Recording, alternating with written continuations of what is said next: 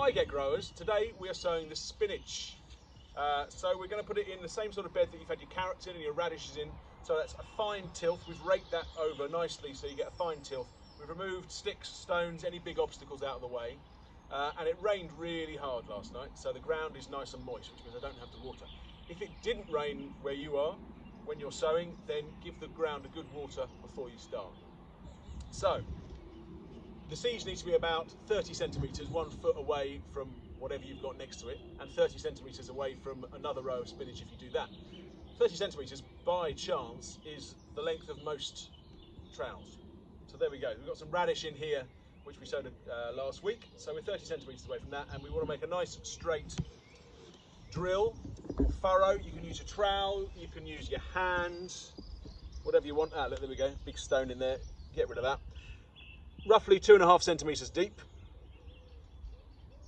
Don't worry about measuring it. If you're not sure, you can check, but 2.5 centimetres deep. Nice straight line. And then we're gonna sprinkle the seed. I already have the seed gripped in my fist. Roughly 5 centimetres about.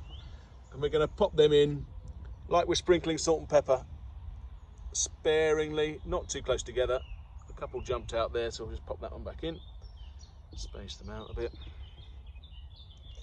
So you don't need loads of seeds. You want to get them in. There we go. A couple of extras because we've got extras. Filling in the gaps.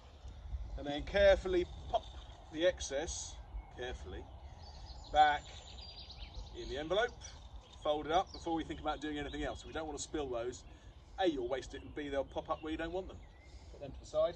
Very importantly, get your label in so you know where your spinach are, and then we need to cover that seed drill back over. You can just use your hand loosely with your fingers, gently cover that over the top so that the soil is nice and level again. Looks like you've never been there, but you remember you've got your label in there to remind you where it is.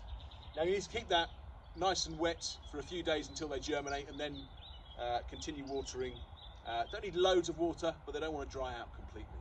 And there you go, your spinach is sown.